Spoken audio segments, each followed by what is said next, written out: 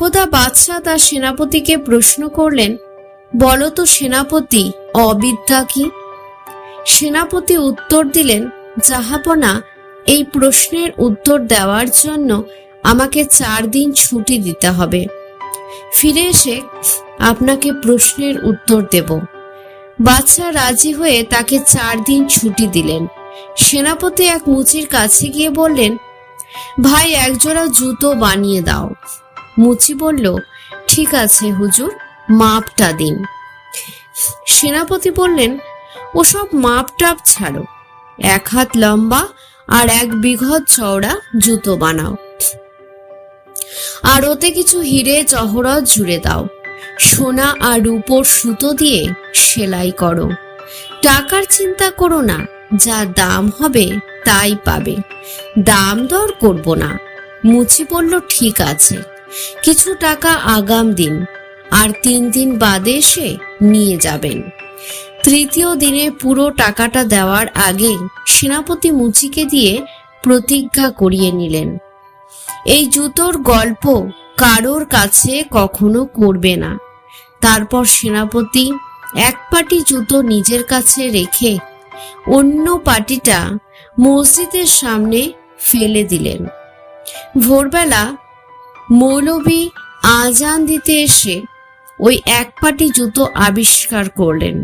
মৌলবি চিন্তা করলেন, এত বড় জুতো কখনো কোনো মানুষের পায়ে হতে পারে না, আর যা হিরে জহরত লাগানো, তাতে নিশ্চয়ই রাতে মসজিদে আল্লাহ এসেছিলেন এবং বাইরে ভুল করে এই 1 পাটি জুতো ফেলে গেছেন। উনি প্রথমে জুতোর পাটিটা মাথায় ঠেকালেন, তারপর বারবার জুতোটাতে চুমু খেতে লাগলেন। পরে মসজিদে আরো অনেক লোক এসে মৌলবী সকলকে এই জুতোর পাটি পাওয়ার গল্প বললেন। সবাই বলল, নিশ্চয়ই এই জুতো আল্লাহর হবে। মানুষের পায়ে এত বড় জুতো হতেই পারে না।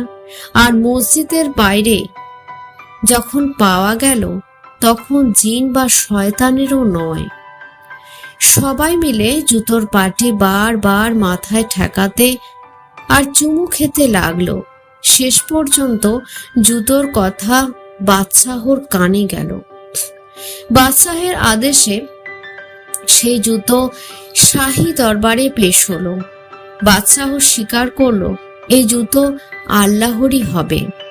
তিনি বারবার মাথা ঠেকিয়ে আর চুমু খেয়ে বললেন, এই জুতো মসজিদের কোনো পবিত্র স্থানে রাখা হোক। পরের দিন সেনাপতির ছুটি শেষ হলো। উনি সভায় এসে বাদশাহকে সালাম ঠুকে মাথা নিচু করে বসে রইলেন। বাদশাহ প্রশ্ন করলেন, কি হলো সেনাপতি, তুমি এমন বিরস বদন কেন? সেনাপতি বললেন, জাহাপনা, আমার বাড়ি থেকে 1 পাটি জুতো চুরি গেছে। 1 পাটি জুতো? বাদশাহ প্রশ্ন করলেন। হ্যাঁ, আমার প্রতিমহের 1 পাটি জুতো চুরি গেছে।